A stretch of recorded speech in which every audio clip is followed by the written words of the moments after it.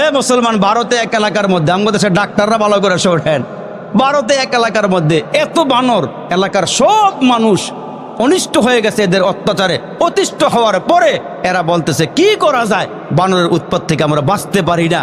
তখন এক এলাকার মানুষ মিল্লা কতগুলো রুটি বানাইয়া এই রুটিগুলোর মধ্যে বিষ মিশায় মিশায় মিশায় মিশায় টুকরা টুকরা কইরা ছাদের মধ্যে ফালাইয়া রাখছে, যেন এলাকার বানরগুলো এই রুটি খাইয়া খাইয়া সব মারা যায়। কিন্তু দেখেন বানরের মধ্যে বড় ডাক্তার আছে। এক ঝাঁক বানর যখন আইসা ওই ছাদের মধ্যে নামছে, বড় ডাক্তারটা, যে ডাক্তার বানর, নাকটা লাগায় চলতো না। অনেকক্ষণ পরে উল্টায় পাল্টায় দেখা ডেকে বলে চলবো, একটা কাজ করতে হবে। কি? সব বানর আমার সাথে চলো। সব বানর একসঙ্গে নিয়া ওই মুসলমান চকের মধ্যে গিয়া পাতা লয়ে এসে, গাছের পাতা, এই পাতাগুলো আইনা একটা কামড় দেয় পাতার মধ্যে, একটা কামড় দেয় রুটির মধ্যে, এক কামড় দেয় পাতার মধ্যে, এক কামড় দেয় রুটির মধ্যে। সব রুটি খাইয়া শেষ, একটাও বানরও মরে নাই। এদেরকে ডাক্তারি বিদ্যা শিখাইছে কে? আর একটু জোরে শিখাইছে কে? আল্লাহু আকবার, আল্লাহু আকবার। এজন্য আল্লাহ ডাক দিয়া কয়, মানুষ, সমস্ত মাখলুককে তোমার গোলাম বানাইছি, আর তোমরা আমার গোলামি করবা। তুমি যখন আমাকে গভীর রাত্রে উইঠা একটা দুইটা সিজদা দিয়া দিয়া তুমি যখন হাতটা বাড়াইয়া দাও রে বান্দা, তোমার মা তোমারে কি মোহাব্বত করে, তার থেকে 1000 গুণ বেশি মোহাব্বত তোমার আমি আল্লাহ নিজে করি। এ বান্দা, তুমি যখন নাফরমানি করো, গুনাহ করো, আমার মেজাজ গরম করি না। আমি আল্লাহ দুনিয়ার মধ্যে তোমারে পাঠাইলাম, আমি আল্লাহ পাক তোমারে জানাইয়া দিলাম, দুনিয়াটা হইল পরীক্ষার হল। পরীক্ষার হলের মধ্যে ডুইকা ছাত্রর যা মনে চায় তাই লিখতে পারে। মুসলমান শিক্ষক কিন্তু কিছুই বলে না, ঠিক কিনা জোরে কন? যা মনে চায় তাই লেখে।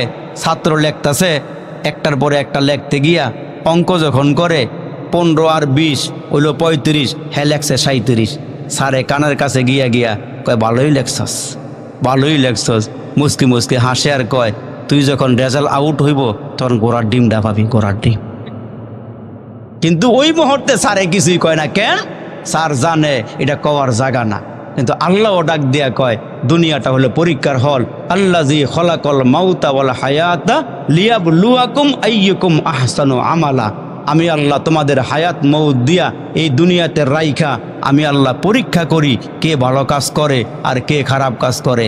আল্লাহ পাক ডাক দিয়া কয়, মানুষ, আমি এখন ধরব না, সুদ খাইলেও কিছু কমু না, আঞ্জা দিয়া গাঞ্জা খাইবা, আমি আল্লাহ কিছু কইতাম না, ফাঁকে ফাঁকে ইয়াব্বা খাইবা, আমি আল্লাহ কিছু বলুম না, জিনা করবা, আমি আল্লাহ কিছুই বলুম না। কিন্তু বান্দা, একটা সময় আছে, আমি যখন ধরব, ইন্না বাতশা রাব্বিকা লাশাদীদ, আমার ধরা বড় শক্ত। আমার ধরার থেকে ফেরাউন বাঁচতে পারে নাই, আমার ধরার থেকে কারুন বাঁচতে পারে নাই, আমার ধরার থেকে ফেরাউন বাঁচতে পারে নাই, বড় বড় শক্তি কেউ বাঁচতে পারে নাই। আমি আল্লাহ তোমাকে ধরলে তুমিও বাঁচতে পারবা না। কিন্তু আমি আল্লাহ ধরব না কেন? আমার নবী বলে গেছে, আল্লাহ আমার উম্মত গুনাহ করলে একটু তওবা করার সুযোগ দিও, সাথে সাথে আযাব দিও না। জোরে কোন সুবহানাল্লাহ। আমার উম্মতকে তুমি সাথে সাথে আযাব দিও না। মুসলমান ভাইরা রে, আমার আল্লাহ ডাক দিয়া কয়, মানুষ, তুমি যত রকমের গুনাহ করো না কেন, আমি আল্লাহ তোমারে আযাব দিব না, তোমারে শাস্তি দিব না। এরে মানুষ, ভালো করিয়া শুনিয়া যাও। এরে বান্দা, আমি আল্লাহ তোমাদেরকে দুনিয়ার মধ্যে পরীক্ষা করি কে ভালো আমল করে আর কে খারাপ আমল করে। এরে মানুষ, তোমাদের পায়ে হাত দিয়া বলিয়া যায়, হায়াতের জীবনকে বাবা তুমি কাজে লাগাও। মুয়াজ্জিনের আজান যখন শুরু হয়ে যায়, মুয়াজ্জিন ডাক দিয়া দিয়া বলে, হাইয়া আলাস সালাত, হাইয়া আলাল ফালাহ। মুয়াজ্জিন ডাক দিয়া দিয়া কয়, আসো নামাজের দিকে, আসো কামিয়াবির দিকে। এভাবে মুয়াজ্জিন দৈনিক 5 বার আজান দিয়া দিয়া ডাকে। যারা আল্লাহর ওই মুয়াজ্জিনের ডাকে সাড়া দিয়া মসজিদে যায়, আমার আল্লাহ ডেকে বলেন, এরা যখন 5 ওয়াক্ত নামাজ আদায় করে, ওই মানুষগুলোর জিম্মাদারে আমি আল্লাহ কুদরতি হাতে নিয়া নেই। আর আমার ডাকে যারা সাড়া দেয় না, আমার ডাকে যারা সাড়া দেয় না, এরে মুসলমান, নিজের মন চাহাতের জিন্দেগি অবলম্বন করিয়া বান্দায় চলে, তখন আমার আল্লাহ ডাক দেয়া কয়, মানুষ হাসরের কঠিন ময়দানে তুমি যখন উঠবা, ওই উঠার পর বান্দাগুলো যখন আল্লাহর সামনে দাঁড়াবে, বান্দাগুলো কান্না শুরু করিয়া দিবি, আর আমার আল্লাহরে ডাকতে থাকবে, ডাকতে থাকবে। কিন্তু মুসলমান বাবাজিরা রে, ওই মানুষগুলো ডাকতে ডাকতে ডাকতে ডাকতে কাঁদতে কাঁদতে চোখের পানিগুলো ছেড়ে দিবে, চোখের পানিগুলো শেষ হয়ে যাবে, ওই চোখের গোড়া দিয়া রক্তগুলো বের হবে, রক্তগুলো পড়তে পড়তে একটা সময় রক্ত শেষ হয়ে যাবে। ওই মানুষগুলো আল্লাহরে ডাক দিবে, আল্লাহ বলেন, বান্দারে তোমরা আমারে আজকে ডাকলে আমি আল্লাহ তোমাদের ডাকে সাড়া দিব না, কারণ দুনিয়ার মধ্যে মুয়াজ্জিন তোমারে ডাকছে, তুমি মুয়াজ্জিনের ডাকে সাড়া দাও নাই। মুয়াজ্জিনের ডাকে সাড়া দিলে তোমরা আমার ডাকে, আজকে তোমাদের ডাকে আমি সাড়া দিতাম, তোমরা দুনিয়াতে আমারে সাড়া দাও নাই, আমি আল্লাহ তোমাদেরকে সাড়া দিব না। কারণ আল্লাহ ডাক দিয়া কে, বান্দা দুনিয়াতে আমারে ডাক দিবা, জমিনে আমি আল্লাহ স্মরণ করব তোমাদেরকে আরশে। এজন্য আল্লাহ ডাক দিয়ে কয়, মানুষ তোমরা আমারে স্মরণ করো, আমারে ডাকো।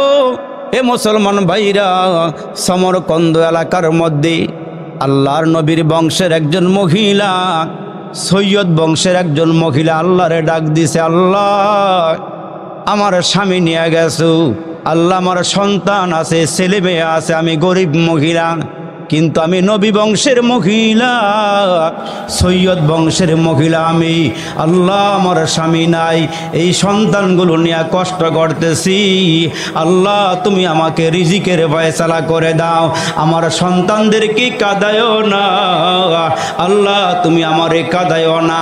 ওই মহিলা ডাক দিয়া ঘর থেকে একা বের হয়ে গেল, সন্তানগুলোকে ঘরের মধ্যে রাখিয়া ওই মহিলা খাবারের সন্ধানে বের হয়ে যায়। ওই সমরকন্দের মহিলা উম্মে আব্দুল্লাহ, মুসলমান, তার সন্তানের নাম হলো আব্দুল্লাহ, ওই মহিলাকে উম্মে আব্দুল্লাহ বলা হয়। ওই মহিলা রাস্তায় বের হইয়া আল্লাহর উপরে ভরসা করিয়া করিয়া বলে, মালিক, রিজিক দেওয়ার মালিক তুমি, জোরে বলেন তো, রিজিক দেওয়ার মালিক কে? এই জমিনটা কার? জমিনের মধ্যে ফসল লাগাইলেন আপনি একটা, কিন্তু ওই মুসলমান একটা বীজ লাগাইলে ওই বীজের থেকে গাছ চারা হইয়া ওই চারার মধ্যে কত আমার আল্লাহ আপনাকে নিয়ামত দান করলো। মুসলমান বাইরে রে, আল্লাহ পাক ডাক দিয়া কয়, মানুষ তোমাদেরকে জমিন দিলাম, এ বান্দা জমিনের মধ্যে ফসল লাগাইয়া খাও, বান্দা তুমি নিয়ামত খাইয়া শুকরিয়া আদায় কইর, আমি আল্লাহ জমিনের মধ্যে তোমারে ফসল বাড়াইয়া দিব। তুমি যখন চাষাবাদ করো তখন নিয়ত কইর, আল্লাহ এইখানে যত তুমি ফসল আমারে দিবা, আমি নিজে কিছু ফসল খাব, গরিবরে কিছু দান করব, আল্লাহ তোমার রাস্তায় আমি কিছু দান করব। দেখবেন ওই জমিনের মধ্যে আল্লাহ ফসল বাড়াইয়া দিবে, পোকামাকড় থেকে আল্লাহ আপনার ফসলগুলোকে হেফাজত করবে। এজন্য আল্লাহ ডাক দিয়ে কয়, মানুষ রিজিক দেওয়ার মালিক আমি আল্লাহ। ওই সৈয়দ বংশের উম্মে আব্দুল্লাহ, মুসলমান বন্ধুরা রে, যখন রওনা হয়ে গেছি, সামনে যাওয়ার পরে একজন ধনী মানুষের বাড়ি, খেয়াল করা শোনেন, ধনী মানুষের বাড়ি, ওই বড় লোকের বাড়ি, সর্দারের বাড়ি। ওই সর্দারের ঘরের সামনে গিয়ে দাঁড়াইয়া ওই মহিলা ডাক দিয়া বলেন, সৈয়দ বংশের মহিলা, আমার নবীর বংশের একজন মহিলা ক্ষুধার্ত হইয়া, স্বামী হারা, স্বামী দুনিয়া থেকে বিদায় হয়ে গেছে, সন্তানগুলো লইয়া মহিলায় কষ্ট করে। এর মুসলমান একবেলা খাইলে দুই বেলা খাবার খাইতে পারে না, কিন্তু মানুষের কাছে চাইতে লজ্জাবোধ করে, কারো কাছে চায় না, কারণ ওই আল্লাহর বান্দি হলো নবীর বংশের একজন মহিলা। মুসলমান ভাইরা রে আমার, সর্দারের বাড়ির কিনারায় গিয়ে আল্লাহর বান্দি দাঁড়ায়া গেল।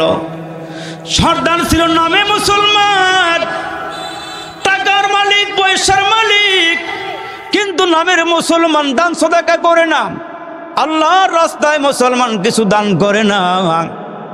নামাজের দ্বার দ্বারেও যায় না।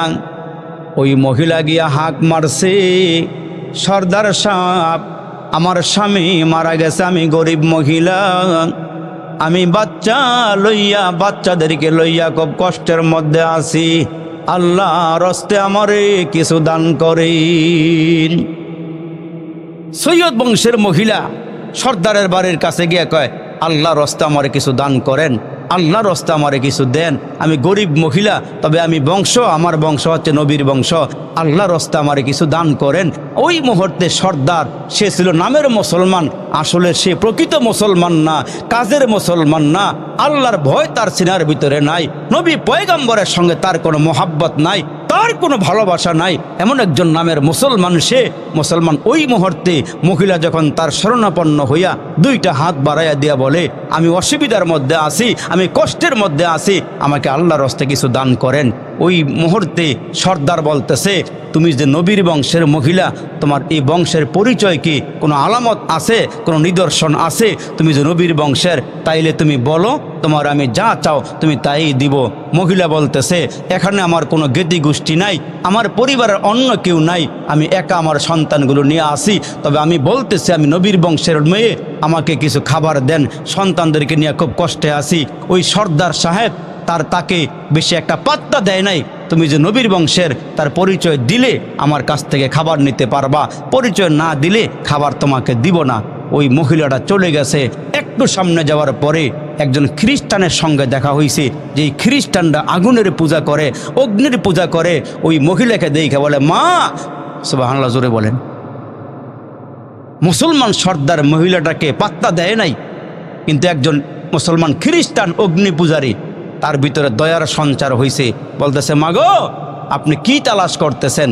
তখন ওই মুহূর্তে সৈয়দ বংশের মহিলাটা উম্মে আব্দুল্লাহ বলতেছে, বাবাজি, আমি ক্ষুধার্ত, আমার সন্তানগুলো না খাওয়া অবস্থায় আছে, আমার স্বামী মারা গেছে, সর্দারের বাড়িতে গিয়েছিলাম কিছু খাবারের জন্য, সর্দার আমারে তাড়াইয়া দিছে, সর্দার আমারে জায়গা দিল না, আমি এই জন্য ফিরে আসছি। ওই মুহূর্তে খ্রিস্টানরাই বলতেছে, ঠিক আছে মা, আপনি আমার সাথে আমার বাড়িতে চলেন। আর একটু জোরে বলেন সুবহানাল্লাহ। আমার বাড়ি চলেন। মুসলমান ভাইরা রে আমার, ওই মুহূর্তে মহিলা ডাক দিয়া কয়, আপনার বাড়িতে যাব? কয়, হ্যাঁ চলেন। বাড়িতে যাওয়ার পরে ওই খ্রিস্টান ডাক দিয়া বলে, মাগো, আমার কয়েকটা ঘর আছে, আপনাকে আমি এই ঘরটা ওয়াকফ করে দিলাম, আপনাকে আমি এই ঘরের মালিক বানায়া দিলাম, আপনার বাচ্চাগুলোকে নিয়ে আজকের থেকে আপনি আমার এই ঘরেই থাকবেন, আপনার যত খানা প্রয়োজন, আপনার যত কিছুর দরকার আমি আমার পক্ষ থেকে আপনার জন্য ব্যবস্থা করে দিব। আল্লাহু আকবার, আল্লাহু আকবার। মহিলা খুশি হয়ে গেছে। আল্লাহু আকবার। মুসলমান ভাইরা রে আমার, ইমাম গাজালি রহমাতুল্লাহ আলাইহি মুকাশাফাতুল কুলুবের ভিতরে ঘটনা উল্লেখ করেছেন। এই ঘটনা নুজহাতুল মাজালিস নামক কিতাবের 2য় খণ্ডের 190 পৃষ্ঠার মধ্যে ঘটনা উল্লেখ করা হয়েছে। এরে মুসলমান, আল্লাহর বান্দি খুশি হয়ে গেল। খুশি হইয়া মনের থেকে একটা দোয়া দিছে, আল্লাহ তারে মুসলমান না বানাইয়া মৃত্যু দিও না, আল্লাহ তারে মুসলমান বানায়া কবুল করিয়া নিও।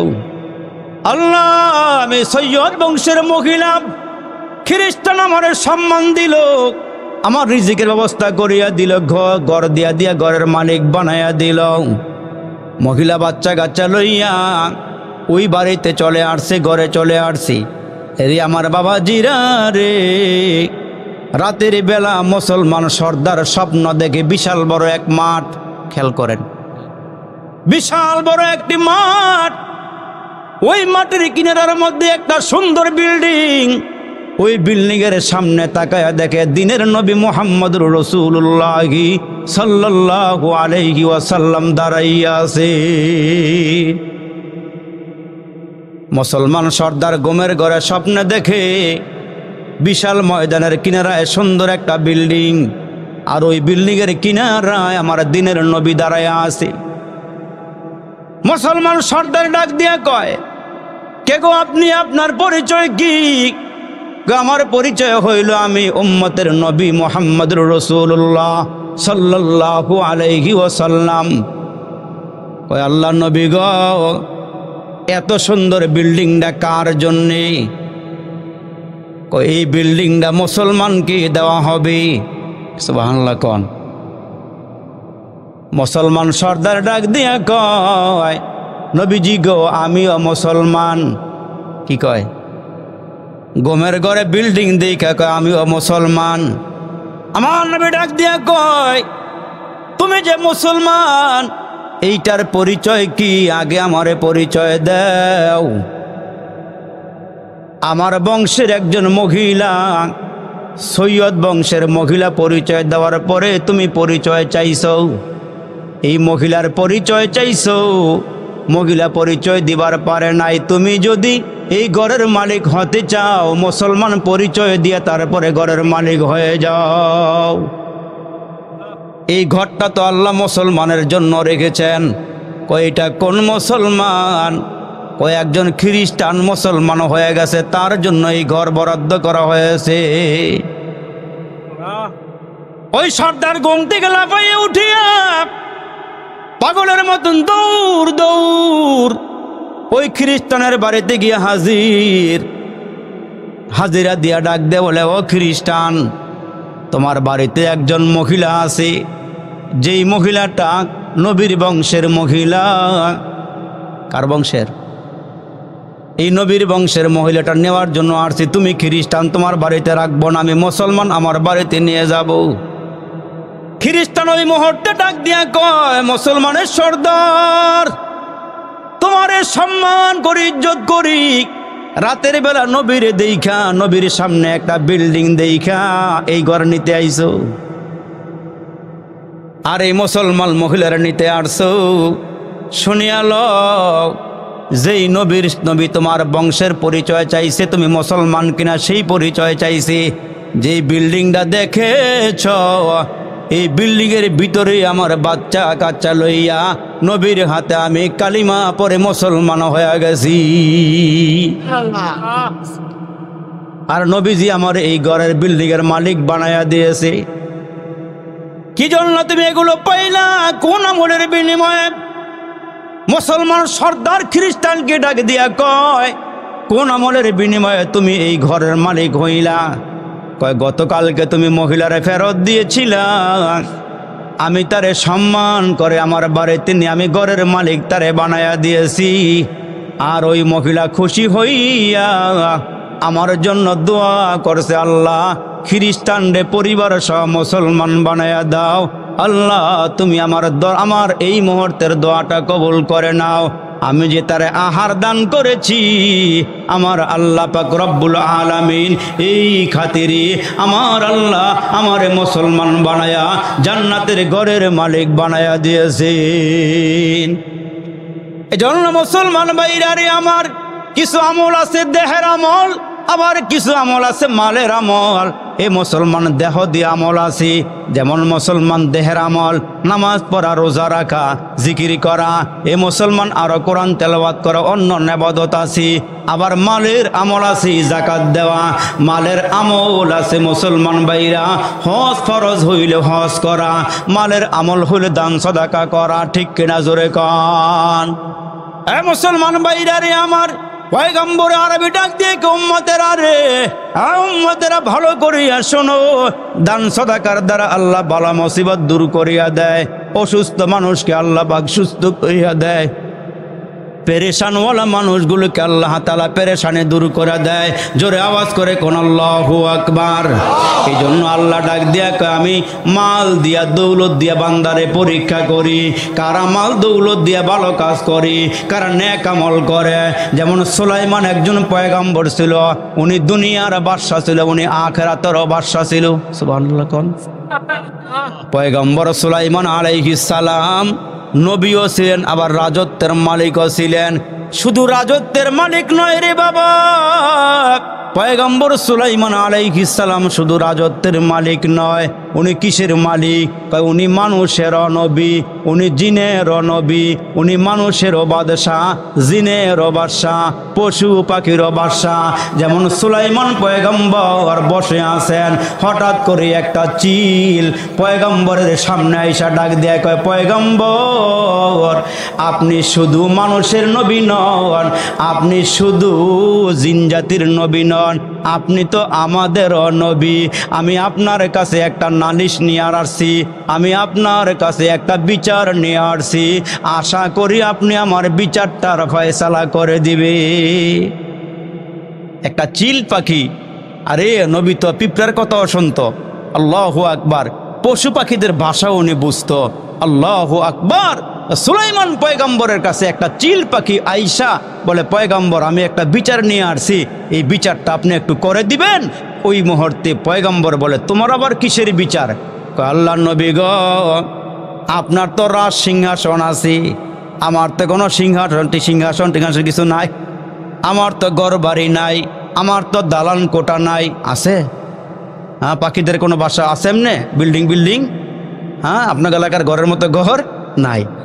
ওই মুহূর্তে চিলটা ডাক দিয়ে বলে, ওগো পয়গম্বর, ওগো আল্লাহ নবী, আপনি আমারে বিচার করে দেন। কয় কি বিচার? আমি একটা গাছের ওপরে বাসা বেঁধেছি, এই বাসার মধ্যে আমি বাচ্চা ফুটাইয়াছি। ওগো পয়গম্বর, এতদিন পর্যন্ত আমার বাসার মধ্যে কেউ আক্রমণ করে নাই, কিন্তু কেন জানি গো পয়গম্বর, আজকে আমার বাচ্চাগুলো বাসার ভিতরে আরাম করতেছে, ঘুমাইতেছে। এই মুহূর্তে ওই গাছের মালিক গাছের মধ্যে উইটা আমার বাচ্চাগুলো নেওয়ার চেষ্টা করতেছে।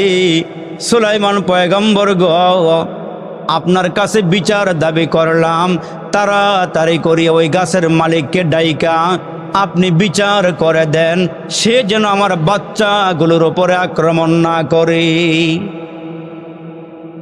সুলাইমান পয়গম্বর, হযরতে সুলাইমান আলাইহিস সালাম সঙ্গে সঙ্গে ওই গাছের মালিককে আদালতে ডাকলেন। ডাইকা নিয়ে বললেন, এই গাছের মালিক, তোমার গাছের মধ্যে চিল বাচ্চা ফুটাইয়াছি, তোমারে বলিয়া দিলাম তুমি বাচ্চার ওপরে আক্রমণ করিও না, বাচ্চাগুলো আনিও না। বাচ্চার মায় বিচার দিয়া গেছে, বাচ্চার মায়ের মনের মধ্যে বড় বাচ্চাদের জন্য কষ্ট, তুমি ওইখানে আর কোনোদিন যাইবা না। কয় ঠিক আছে পয়গম্বর, কথাগুলো মানলাম। আর সাথে সাথে পয়গম্বর দুইটা জিনকে হুকুম করিয়া দিলেন, তাড়াতাড়ি করিয়া যাও, তোমাদেরকে বলিয়া দিলাম এই ব্যক্তি যদি আবার কখনো গাছের মধ্যে উঠিয়া বাচ্চাগুলো আনতে চায়, তাহলে ওই মুহূর্তে গাছের মালিকের দুইটা পা ধরিয়া টানা হেসরা করে দুইটা পা ছিঁড়ে ফেলবা, একটা পা পশ্চিমে ফালাইবা আর একটা পা পূর্ব দিকে ফালাইবা, সে যেন বাচ্চার উপরে আক্রমণ করতে না পারে, সে যেন চিলের বাচ্চার উপরে থাবা মারতে না পারে, তোমাদেরকে আদেশ দিলাম।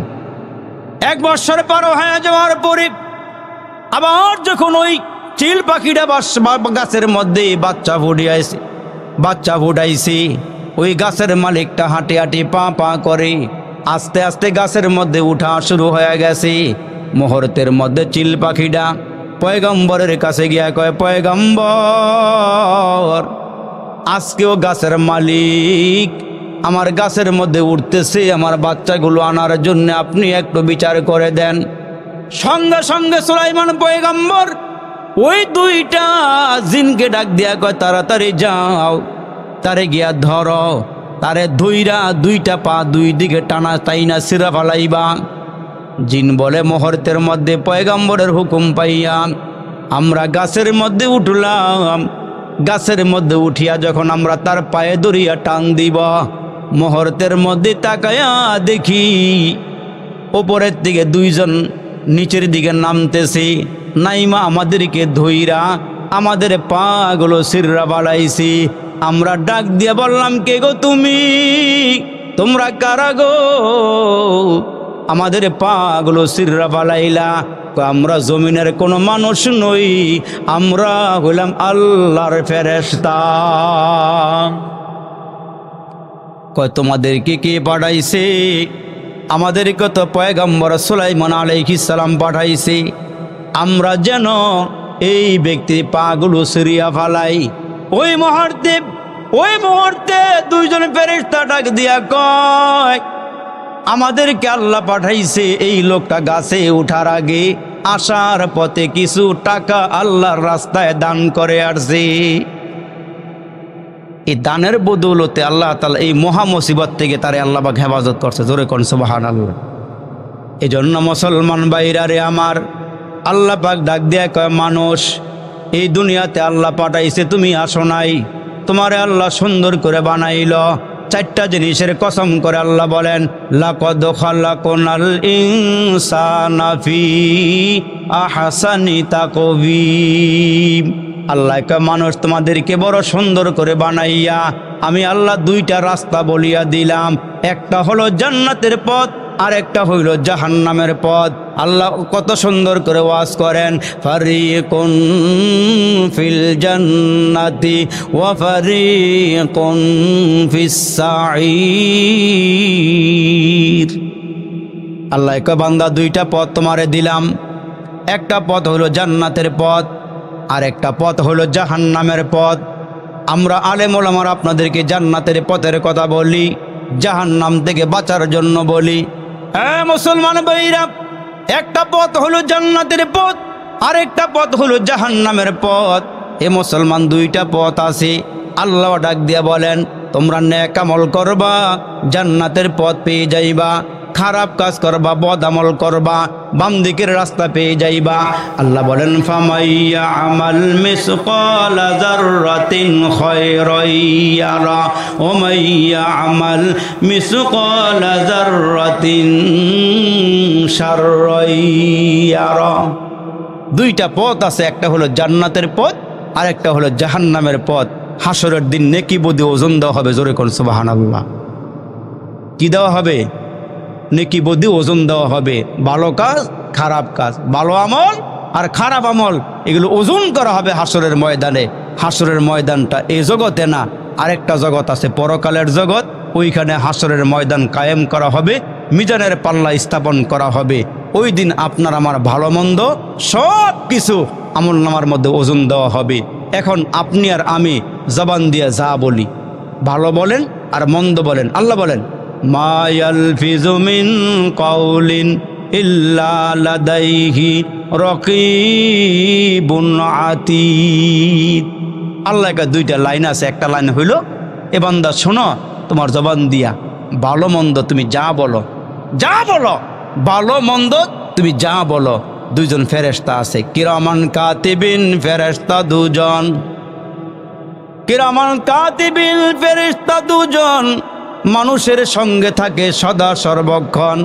পাপপূর্ণ ভালো মন্দ যা ভালো মন্দ যা করেছে সব কিছু আমল ভাড়া। এই জন্য আমাদের আকাবিরে হজরতগণ বাইসা বাইসা কথা বলতেন। জরুরত মনে করলে বলতেন, জরুরত মনে না করলে চুপ হয়ে থাকতেন। মান সাকাতা না যা, যারা চুপ থাকে তারাই নাজাত পায়। আর যারা বেহুদা কথা বলে, অনার্থক কথা বলে, লব্বু কথা বলে, এরা হাসরের দিন ধরা খাইয়া যাবে। তার কারণ জবান দিয়ে যা বলতেছি সব কিছু ফেরেশতারা টুকতেছেন, লিখতেছেন। আমলনামার সামনে দেওয়া যখন হবে তখন আল্লাহ বলবেন, ইকরা কিতাবাক। আপনাকে আমাকে আল্লাহ বলবেন, ইকরা কিতাবাক, তুমি তোমার কিতাবটা পড়ো, তুমি তোমার আমলনামাটা পড়ো। তো হুজুরে ডাক দেন, বড় হুজুরে। এখন আমলনামাটা ধরায় দেওয়া হবে। এই আমলনামা যখন দেওয়া হবে তখন বান্দা তাকায়া দেখবে, আপনি এই ডগুরি এই এলাকার মাদ্রাসা, এই যে আপনার এলাকাটা, এই এলাকার মাদ্রাসাতে আপনারা যারা বয়ান শোনার জন্য আসছেন, এইখানে যে বসছেন, এই বসাটাও লেখা। আপনি চায়ের দোকানে বসে গল্প গুজব করছেন, সেইটাও লেখা। আপনি চকের মধ্যে গিয়ে একা একা গুনাহ করছেন, সেইটাও লেখা। আবার রাস্তা দিয়ে হাইটা হাইটা সুবহানাল্লাহ, আলহামদুলিল্লাহ, আল্লাহু আকবার বলছেন, এগুলো আপনার আমলনামার মধ্যে লেখা। যখন সবগুলো আপনার সামনে আসবে, বান্দা তাকায়া দেখে, লা ইউগাদিরু সগীরাতাও ওয়ালা কাবীরাতান ইল্লা আহসাহা। বান্দা তাকায়া দেখে আমলনামার মধ্যে সব কিছু লেখা আছে। সব কিছু বান্দা দেখে বলবে, আল্লাহ আমি কি এই গুনাহটা করছি, আল্লাহ আমি কি অপরাধটা করছি। তার কারণ সেদিন তো জাহান্নামের আগুন তার চোখের সামনে, জাহান্নামের শাস্তি তার চোখের সামনে। এগুলো দেখার পরে বান্দা তখন বলবে আল্লাহ আমি কি এই কাজগুলো করছিলাম। আল্লাহর সামনে বান্দায় বলবে আল্লাহ আমার তো মনে হয় না আমি যে এই কাজটা করছি। এখন তো বান্দা আল্লাহর সামনে দাঁড়াইয়া এই জিহ্বাটা দিয়া কথা বলতেছে। আল্লাহ বলবেন বান্দা তুমি কি তোমার দেহটারে বিশ্বাস করো, মাথা থেকে নিয়ে পা পর্যন্ত এই বডিরে বিশ্বাস করো? কয় হ্যাঁ আল্লাহ আমি বিশ্বাস করি। কয় তুমি কোনটারে বিশ্বাস করো? আল্লাহ আমার বডির সব কিছুর আমি বিশ্বাস করি, জবানটা সারা। তার কারণ ওই দিন তো জবান ভাই আসেন কালেকশন করুন এনে বসেন। তো এখন এই যে বাবা জবানটা বান্দা বিশ্বাস করে কি করে না, এই বান্দার জবানটারে আল্লাহ সেদিন বন্ধ করে দিয়া জবানের আওয়াজটা আল্লাহ পাক হাতে দিয়া দিবেন। ওই হাতের মধ্যে দেওয়ার পরে বান্দার হাত কথা বলবে, বান্দার পা কথা বলবে, বান্দার সবগুলো অঙ্গ প্রত্যঙ্গ কথা বলতে শুরু করে দিবে। এজন্য মুসলমান ওই দিন যেন আপনার আমার পক্ষে কিছু সাক্ষ্য থাকে, ভালো কিছু নেক আমল থাকে, ওই জিনিসটা যেন হাসরের ময়দানে থাকে। আজকে এখানে যারা হাজিরা দিয়েছেন আপনার আমার হায়াতের জীবনে যদি ভালো কিছু আমল থাকে, যেমন আল্লাহ পাকের রসুল বলছেন নেক আমল বেশি বেশি করে করা আর আল্লাহর জান্নাতের দিকে দৌড়ানি, আল্লাহর মাগফিরাতের দিকে দৌড়াইয়া আসা, আল্লাহর মাগফিরাতের দিকে দৌড়ায় দৌড়ায় যাওয়া। তা আপনাদের মধ্যে এখানে যারা আছেন এই যে মার্কাজে সুন্নাহ হাফিজিয়া মাদ্রাসাটা আপনাদের এলাকার মধ্যে চলতেছে, এই মাদ্রাসাটা এখানে চলতেছে, এই মাদ্রাসা হওয়াতে মাদ্রাসা চলাতে ছেলেগুলো হাফেজে কোরআন হয়ে গেল। 30 পারা কোরআনটা সিনার মধ্যে জমা কইরা এরা মুসলমান এইখান থেকে বিদায় হইয়া অন্য জায়গার মধ্যে গিয়া এরা দিন শিখবে, আলেম হবে, এরা সারা পৃথিবীর জমিনে ঘোরাফেরা করবে। তখন আপনাদের অবস্থাটা হবে কি? ওই ছেলেগুলো যেই ছেলেগুলোকে আপনি লেখাপড়া করাইছেন, লজিং খাওয়াইছেন, 1000 টাকা বৎসরে একবার দিছেন, 5000 টাকা বৎসরে একবার দিয়া এই ছেলেগুলোর পিছনে আপনি খরচ করছেন, নিজের সন্তান মনে করে, নবীর ওয়ারিস মনে করে মুসলমান আপনারা খরচ করছিলেন। ওই খরচগুলোর গাঁটটি আপনার সামনে আসবে আর বলবে আল্লাহ এই যে আমার এই গাঁটটিটা কিসের গাঁটটি দিলা? তখন বান্দা বলবে, আল্লাহ বলবেন বান্দা তুমি যে তোমার পকেটের থেকে 500 টাকা নবীর ঘরে দিয়েছিলা, 1000 টাকা দিয়েছিলা, এইটার একটা আমলের গাঁটটি তোমার সামনে এখন হাজির করে দিলাম। আমি এখন বাইসা বাইসা তোমার ভালো আমল থেকে ভালো আমলগুলোকে কবুল করে আমি আল্লাহ আজকে তোমারে মাফ করে আমার জান্নাতের ফয়সালা করে দেবো।